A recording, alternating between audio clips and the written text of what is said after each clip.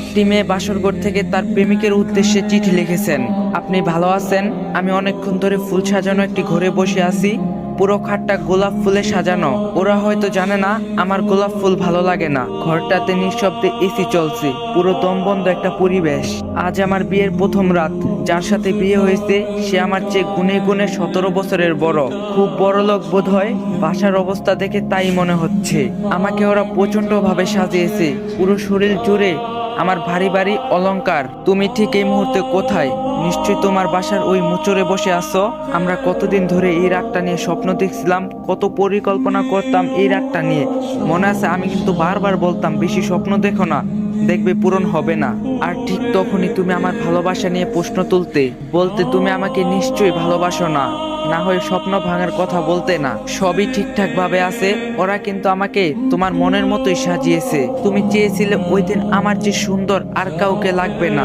সত্যি আমাকে আজ অনেক বেশি সুন্দর লাগছে। তুমি চেয়েছিলে আমার মুখ দেখে আজকে রাত কাটিয়ে দিবে, আমিও চেয়েছিলাম। তবে চাইলেই সব হয় না, বাস্তবতা বড় কঠিন। আর হয়তো কোনোদিন কোনো স্বপ্ন হাতছানি দিবে না। তুমি কিন্তু একদম ভেঙে পড়বা না, সবকিছু ঠিক হয়ে যাবে। তুমি কিন্তু খুব ফুটফুটে একটা মেয়েকে বিয়ে করবে, তাকে নিয়ে সুখে থাকবে।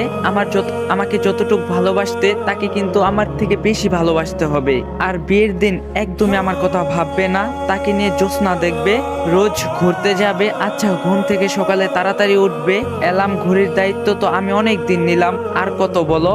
আর সব সময় চুল আঁচড়াবে, আমি হাত দিয়ে ঠিক করে দেব। এই আশায় আর বসে থাকবা না। তুমি খুব ভালো, দেখো তোমার কপালে আমার থেকে অনেক ভালো মেয়ে জুটবে। সে তোমায় খুব বেশি ভালোবাসবে, কারণ তুমি খুব ভালো। আর হ্যাঁ, লাস্টে একটা কথা, তুমি আমাকে বলছিলে আমি তোমাকে ভালোবাসি কিনা সেটা জানি না, তোমায় ছাড়া আমি বাঁচবো না। তোমায় একদিন না দেখলে, কথা না বললে ভালো লাগে না। একে যদি ভালোবাসা বলে, তাহলে তোমায় খুব ভালোবাসি। তোমার সাথে বেশি রাগ করি কেন জানো? আমি রাগ করলে তোমার ভালোবাসা বেশি পাই, তাই এমনিতেই রাগ করি। একটু রাগ করলে তুমি কত কিছুই করো, তাই প্রতিদিন রাগ করি। তোমায় খুব ভালোবাসি, তাই তোমার সাথে রাগ করি। আর দেখি তুমি আমায় কতটুক ভালোবাসো। একই বয়সের ভালোবাসা সফল হতে ভাগ্য লাগে। তোমার বা আমার সেই ভাগ্য নেই। আমার জন্য চিন্তা করো না, নিজের খেয়াল রেখো, সব কাজ ঠিক মতো করো। হয়তো এই কথা আমার তোমার সাথে শেষ বলা। আমি তোমায় ছাড়া আর কাউকে নিয়ে বাঁচতে পারবো না।